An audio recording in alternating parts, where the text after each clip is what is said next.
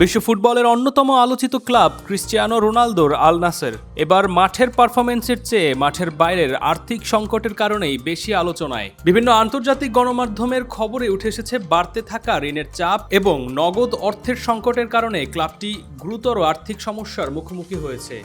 প্রতিবেদন অনুযায়ী ক্লাবের কয়েকজন প্রথম সারির খেলোয়াড়ের বেতন নির্ধারিত সময়ে পরিশোধ করা সম্ভব হয়নি। নগদ অর্থের প্রবাহে সংকট তৈরি হওয়ায় বেতন প্রদানে বিলম্ব হচ্ছে, যা ক্লাবের অভ্যন্তরীণ পরিবেশেও প্রভাব ফেলতে পারে বলে ধারণা করা হচ্ছে।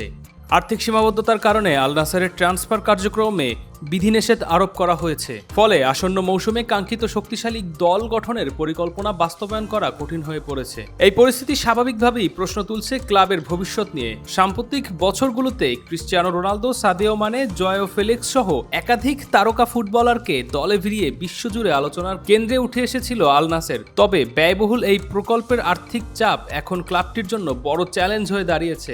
যদিও এখন ক্লাব কর্তৃপক্ষ আনুষ্ঠানিকভাবে এই সংকট নিয়ে বিস্তারিত কোনো ব্যাখ্যা দেয়নি, তবু আন্তর্জাতিক গণমাধ্যমগুলোর দাবি আল নাসেরের সামনে এখন সবচেয়ে বড় কাজ হলো আর্থিক স্থিতিশীলতা ফিরিয়ে আনা। অন্যথায় শুধু ট্রান্সফার বাজার নয়, খেলোয়াড় ধরে রাখাও ভবিষ্যতে কঠিন হয়ে যেতে পারে। এখন দেখার বিষয় সৌদি ফুটবলের এই তারকাচিত ক্লাবটি কিভাবে এই আর্থিক সংকট কাটিয়ে আবারও মাঠে শক্তিশালী অবস্থান তৈরি করতে পারে। Sabbir Ahmed, desk report, lens 24।